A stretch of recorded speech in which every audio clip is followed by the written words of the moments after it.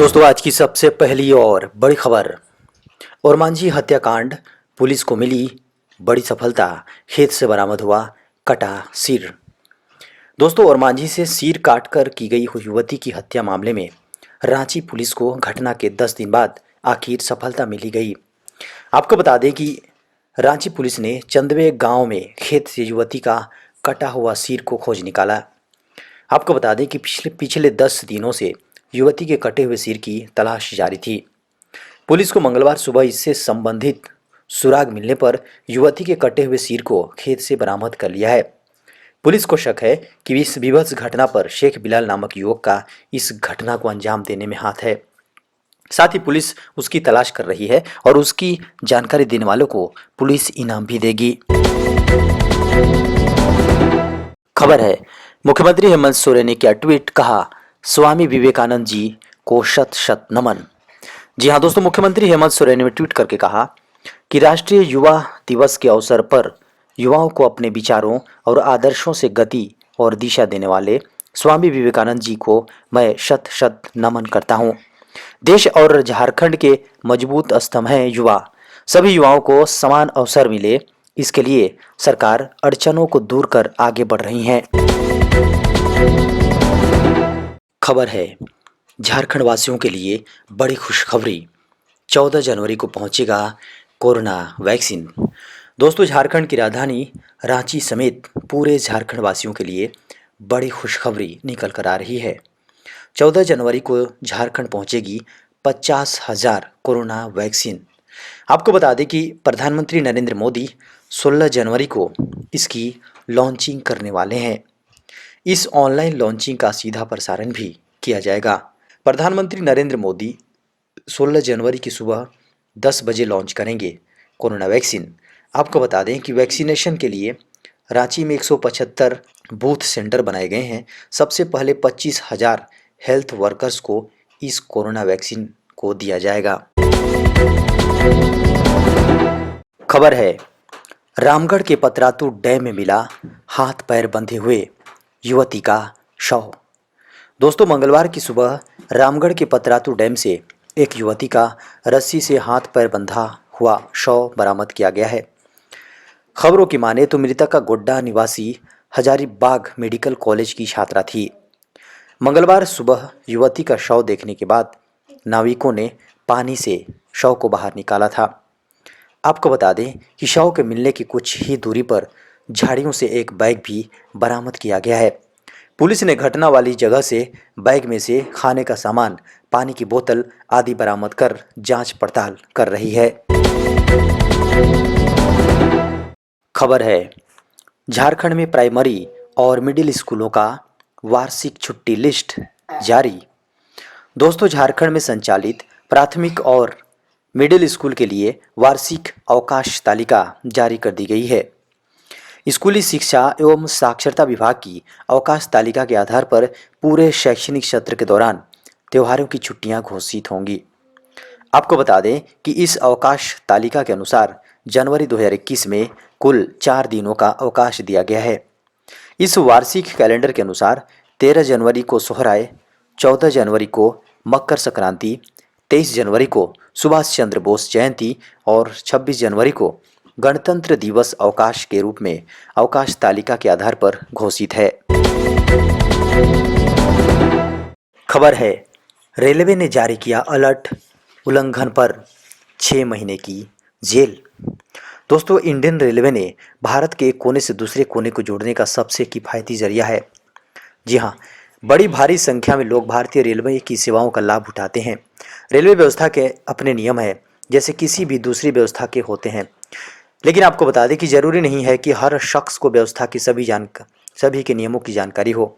जी हाँ, आपको बता दें कि रेलवे से जुड़े एक नियम की जानकारी, जिसके उल्लंघन पर 6 महीने तक की जेल और 1,000 रुपये तक के जुर्माना का प्रावधान है।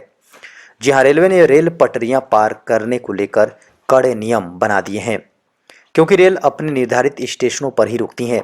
उसके अलावा विशेष परिस्थिति होने पर ही कहीं रुकती हैं। ऐसे में अगर कोई व्यक्ति रेल के गुजरने के समय बिना ध्यान दिए रेल की पटरियां पार करता है तो गंभीर हादसा हो सकता है। इसी को ध्यान में रखते हुए रेलवे ने पटरियां पार करने के लिए स्थान निर्धारित किए होते हैं और सिर्फ वहीं से पटरियां पार करनी चाहिए। गैर निर्धारित स्थानों से पटरियां पार करना अपराध है। रेल अधिनियम की धारा 147 के तहत रेल की पटरी पार करते हुए पकड़े जाने पर 6 माह की जेल और 1,000 रुपये तक का जुर्माना या फिर दोनों हो सकता है। इसीलिए रेलवे से जी हाँ, इसलिए रेलवे लोगों से अपनी सुरक्षा के लिए केवल निर्धारित स्थानों से ही रेल पटरियां पार करने की सलाह देता है। खबर है, जल्द जारी होंगे सीटेट का एडमिट कार्ड, 31 जनवरी को होगा एग्ज़ाम। जी हाँ दोस्तों, केंद्रीय माध्यमिक शिक्षा बोर्ड यानी सीबीएसई जल्द ही सेंट्रल टीचर्स एलिजिबिलिटी टेस्ट यानी सीटेट परीक्षा के लिए प्रवेश पत्र जारी करने जा रहा है। आपको बता दें कि सीबीएसई सीटेट 2020 की परीक्षा का आयोजन 31 जनवरी 2021 को होगा। सीबीएसई ने सीटेट 2020 की परीक्षा 31 जनवरी 2021 को तय करने के साथ ही कोरोना महामारी के चलते अभ्यर्थियों की सुविधा को देखते हुए 23 और शहरों में नए परीक्षा केंद्र बनाए हैं। इसके साथ ही अभ्यर्थियों को परीक्षा केंद्र के स्थान पर जी हाँ, स्थान के विकल्प में सुधार का अवसर भी दिया है। आपको बता दें कि सीटीईटी यानी कि सीटेट परीक्षा पहले देश भर के 112 शहरों में होनी थी, लेकिन अब शिक्षा मंत्रालय द्वारा किए गए नए इंतजामों के तहत पूरे देश भर के 135 शहरों में परीक्षा आयोजित की जाएंगी। खबर है, 13 से 16 जनवरी तक कई राज्यों में होगी बारिश। दोस्तों, देश में एक बार फिर से मौसम ने करवट बदल ली है। 2 दिनों से छाए बादल अब हटे तो सर्दी का असर साफ नजर आ रहा है। रात के समय गहरा कोहरा छाने लगा है जो सुबह तक बना रहता है। मौसम विभाग की माने तो अगले 3 से 4 दिनों तक देश में मौसम बदला हुआ रहेगा। कहीं कड़ाके की सर्दी पड़ेगी तो अनेक शहरों में बारिश हो सकती है। 12 जनवरी से 15-16 जनवरी तक पश्चिमी ठंडी हवाएं प्रयागराज, वाराणसी, गोरखपुर, लखनऊ, बांदा, चित्रकूट, जौनपुर, प्रतापगढ़ समेत पूर्वी उत्तर प्रदेश पर अपना शिकंजा कसेंगी और कड़ाके की सर्दी इस दौरान देखने को मिलेंगी। आपको बता दें कि उत्तर भारत के मैदानी इलाकों में पंजाब, हरियाणा, राजस्थान, दिल्ली में बीते 2-3 दिनों के जैसा ही मौसम आगामी 3-4 दिनों के दौरान अपेक्षित है, यानी दिन में भी सर्दी और रात में भी सर्दी रहेंगी। खबर है, सुप्रीम कोर्ट ने कृषि कानूनों के लागू होने पर लगाई रोक। दोस्तों, सुप्रीम कोर्ट ने केंद्रीय कृषि कानूनों को लागू करने पर रोक लगा दी। सुप्रीम कोर्ट ने मंगलवार को किसानों के आंदोलन को लेकर लगाई गई याचिका पर सुनवाई हुई, जिसके बाद शीर्ष अदालत ने इन कानूनों के लागू होने पर रोक लगा दी है। ये रोक अगले आदेश तक जारी रहेगी।